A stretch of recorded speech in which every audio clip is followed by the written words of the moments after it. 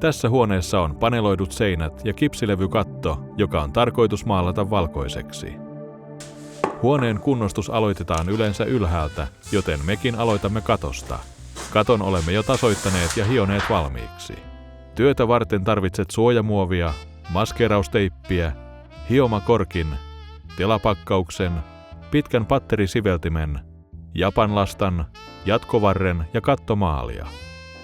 Maalaukseen käytettävän telasetin voit valita makusi mukaan. Kannattaa kuitenkin valita tela, joka jättää pienen kuvion, niin pienet virheet eivät heti erotu. Peitä lattia pahvilla. Peitä seinät muovilla. Easy Cover suojamuovilla se käy näppärästi. Vaikka seinätkin maalattaisiin, niiden suojaaminen kannattaa, jotta väriroiskeita ei tarvitse erikseen irrottaa seiniltä. Ne tekevät seinästä kuitenkin epätasaisen. Täytä katon ja kattolistan välinen rako lateksipohjaisella saumausmassalla. Levitä tasoitetta naulan reikiin japanlastalla. Anna kuivua ja hio. Jos jäljet ovat isot, joudut ehkä levittämään tasoitetta toistamiseen. Pyyhi hiontapöly pois. Sitten voit alkaa maalata. Maalaa ensin kattolistaa vähän matkaa patterisiveltimellä. Maalaa sitten kattoa telalla. Jatkovarsi helpottaa ja nopeuttaa työtäsi. Maalaa 2 telan leveydeltä kerrallaan, reunasta reunaan. Mieti miten maalaat. Me maalaamme molempiin suuntiin ristiin, ensin vasemmalta oikealle.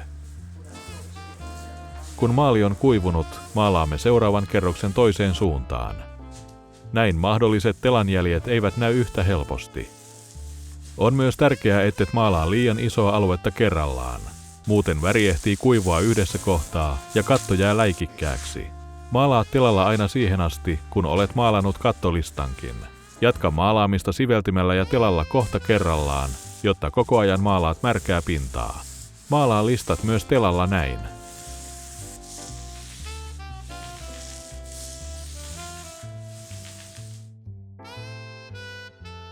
Tauon paikka.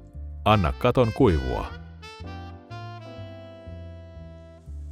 Kun katto on kuiva, maalaa uusi kerros. Aloita kattolistasta samaan tapaan kuin äsken, maalaamalla kohta kerrallaan ennen kuin otat telan ja maalaat kattoa. Maalaa toisella kertaa ristikkäiseen suuntaan. Jos maalaat toisen kerroksen katon lyhyemmän sivun mukaisesti, ei maali ehdi kuivua telanvetojen välissä, eikä kattoon jää näkyviä telan jälkiä.